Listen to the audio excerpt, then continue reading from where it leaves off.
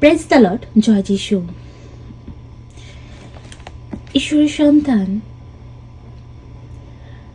এখন আমাদের মন পরিবর্তন করার সময়।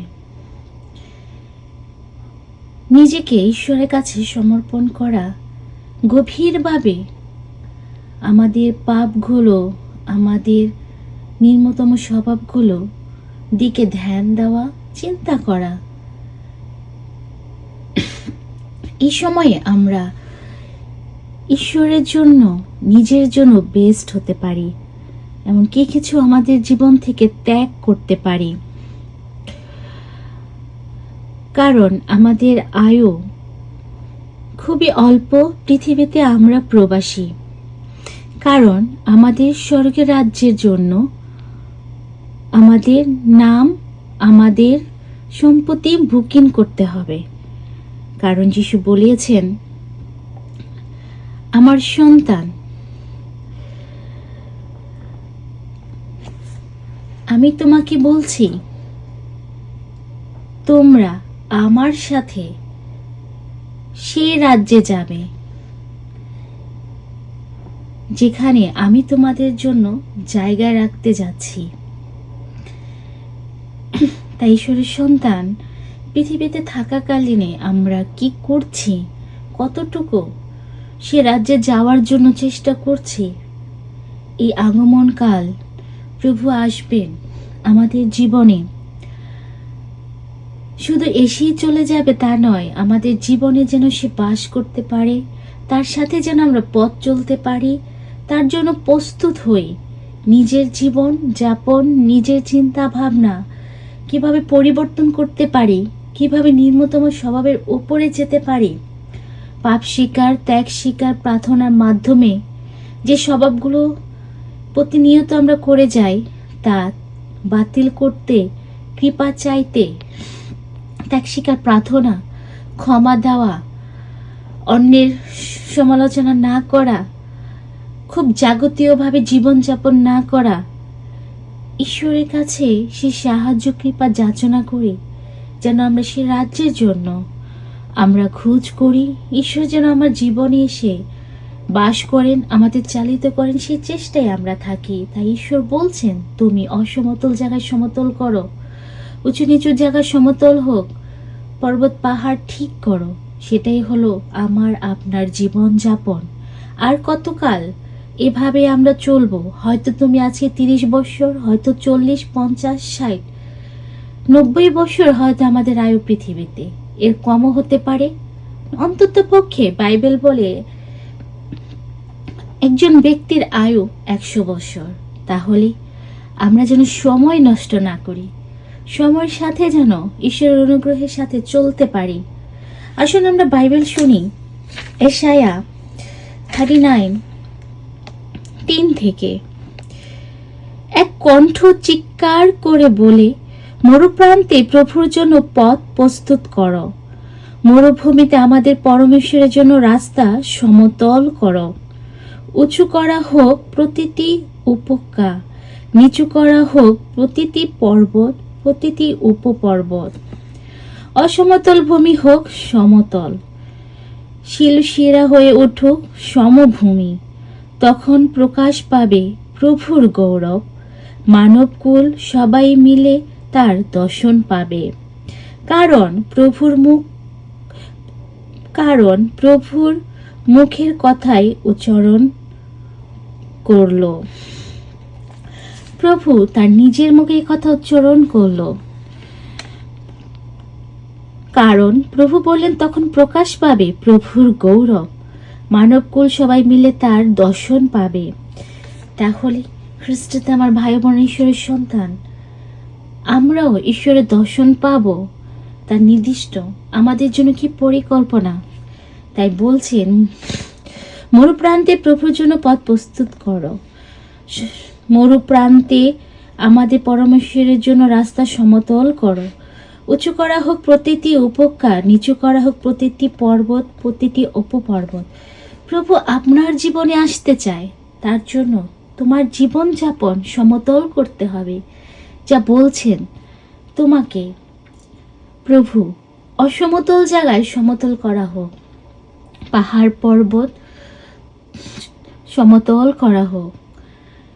যিশু আসছেন তোমার জীবনে, তাই আমার জীবনযাপন, আমাদের জীবনযাপন কিভাবে প্রস্তুত করব, কিভাবে সমান করব, কিভাবে কেটে দেব, কিভাবে যে সম্পর্কগুলো, যে সময়গুলো, যে চিন্তাগুলো, যে নিয়মগুলো, অভ্যাসগুলো প্রভুর থেকে দূরে সরিয়ে নেয়, সেগুলোকে কেটে দেওয়ার সময় এসে গেছে। যেন আমরা কেটে দেই, নিজেদের জীবনটাকে যাচাই করি, ধ্যান প্রার্থনায়, মন পরিবর্তনে আমরা যেন এগিয়ে যাই। তুমি পারছো না, তুমি হাঁটু গেড়ে পবিত্র আত্মার কাছে যদি কৃপা চাও, উনি তোমাকে এই কৃপা দেবেন। অনেকবার এই কৃপাগুলো আমি পেয়েছিলাম। আমি কখনই ফাস্টিং প্রেয়ার করতে পারতাম না। যখন যিশুর প্রায়শ্চিত্তকাল আসলো, ভেতরে একটা কষ্ট জাগলো, আমি কেন পারি না। আমার অনেক অসুস্থ হয়ে যেতাম, বমি বমি লাগতো এবং পেটে ব্যথা হতো। তখন আমি হাঁটু গেড়ে যিশুকে বললাম, প্রভু আমাকে এই কৃপা দাও, আমি যেন ফাস্টিং প্রেয়ার করতে পারি, কারণ আমি পারি না, আমি অসুস্থ হয়ে যাই। এবার আমি শুরু করব 40 দিন ফাস্টিং প্রেয়ার, আমি যেন অসুস্থ না হই, আমি যেন করতে পারি। তুমি বিশ্বাস করবে ঈশ্বরের গৌরব, ঈশ্বরের কৃপা কত মহান। আমি 40 দিন উপবাস প্রার্থনা করতে পেরেছিলাম এবং সকাল 6টা থেকে বিকাল 6টা পর্যন্ত আমি ফাস্টিং প্রেয়ার করতে পেরেছিলাম, ফাস্টিং ছিলাম। আমি কখনো অসুস্থই হইনি, শক্তি ছিল। আমি 8 ঘন্টা ডিউটি করেছি। সবাই আমাকে দেখে বলতো, তুমি ফাস্টিং, বা তোমার মুখ দেখে বোঝাই যায় না তুমি এবার কাজ করছো, কত স্ট্রং। সেটা কি আমার শক্তিতে? না, সেটা ঈশ্বরে দেওয়া সে পবিত্র আত্মার গিফট। তো খ্রিস্টাতে আমার ভাই বোনেরা, যখন আমাদের ভিতরে ইচ্ছা জাগে নিজের জন্য, নিজেকে পরিবর্তন করার জন্য, ঈশ্বরের সাথে মিলিত হওয়ার জন্য, তুমি শুধু ইচ্ছাটা জাগাবে এবং তুমি হ্যাঁ বলে তা শুরু করবে। বাকিটা ঈশ্বর ও পবিত্র আত্মা তোমার মধ্যে সে কাজটা করবে। তাই আমরা যে কাজগুলো পারি না, ক্ষমা দিতে, বকবক করে ফেলি, উত্তর দিয়ে ফেলি, অন্যের সমালোচনা করে ফেলি, জাগতিকভাবে চলতে চাই, সবার উপরে উঠতে চাই, নিচে নামতে চাই না, সমর্পণ করি ঈশ্বরের কাছে, যেন আমরা বলতে পারি, প্রভু আমি যেমন এমন থাকতে চাই না, আমাকে তুমি এমন করে দাও যেমন করে তুমি আমাকে ব্যবহার করতে চাও। তখনই বললেন প্রভু, তখন প্রকাশ পাবে প্রভুর গৌরব, মানবকুল সবাই মিলে তার দর্শন পাবে। অসম্ভব কিছু নেই, তুমিও পাবে ঈশ্বরের দর্শন, তুমিও তার কণ্ঠ শুনতে পাবে, তুমিও বুঝতে পারবে তোমার মধ্যে একজন কাজ করছে এবং তুমি একটা শক্তি ফিল করবে, আনন্দ, ভালোবাসা। সেটাই হলো প্রজ্ঞা, পবিত্র আত্মা। খ্রিস্টতে আমার ভাইয়ের বোনেরা, আমরা যেন মন পরিবর্তন করি এবং যেভাবে বলেন মরুপ্রান্তে এক কণ্ঠ চিৎকার করে বলছে, ঈশ্বর তোমাকে আমাকে বলছে আমাদের জীবনযাপন যেন সমান করি। এবার সময় এসেছে, রাস্তা আমাদের জীবনটা প্রস্তুত করি, ঈশ্বর যেন আমাদের জীবনে আসতে পারে, আপনার এবং আমার জীবনে। খ্রিস্টতে আমার ভাই বোনেরা, যিশু এও বললেন, সত্যি মানবকুল ঘাসের মতো। আমরা শুনি 8 থেকে, এশায়া 39 8 থেকে, সত্যি মানবকুল ঘাসের মতো, শুকনো হয় ঘাস, শ্রান্ত হয় ফুল, কিন্তু আমাদের পরমেশ্বরের বাণী চিরস্থায়ী।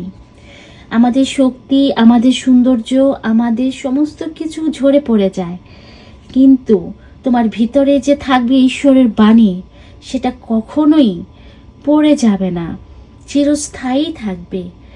তোমার তার সাথে সম্পর্ক চিরস্থায়ী থাকবে।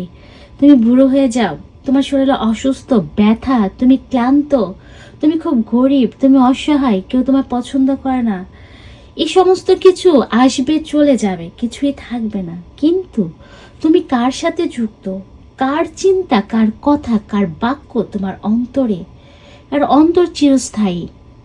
অন্তর অনন্ত জীবনের আশ্বাস, অনন্ত জীবনের ফল। তাই তার বাণী চিরস্থায়ী, হেলবেও না, ঢুলবেও না, যা তোমায় বলবে সেটা পূর্ণই করবে। খ্রিস্টে আমার ভাই বোনেরা, অনন্ত জীবনের জন্য ঈশ্বরের বাণী যেন জীবনে থাকে, সেইভাবে যেন আমরা চিন্তা করি, একটা ভয় যেন সৃষ্টি হয়, সেভাবেই যেন অসমতল জীবনযাপনগুলো, চিন্তাগুলো সমান করে প্রভুর জন্য রাস্তা প্রস্তুত করে দিই, যেন আমাদের জীবনে আসতে পারে প্রভু, এবং তার সন্তান হিসেবে যেন আমরা পৃথিবীতে রাজত্ব করতে পারি, শয়তানের সমস্ত কর্তৃত্বের ঊর্ধ্বে যেতে পারি, তার হয়ে যেন কাজ করতে পারি। এই গৌরব, এই চিন্তা, এই উৎসাহ যেন তোমার হৃদয়ে বর্ষিত হয়। আমরা যেন প্রভুকে পেতে পারি আরো কাছে, গভীরভাবে তার সাথে যেন সম্পর্ক করতে পারি।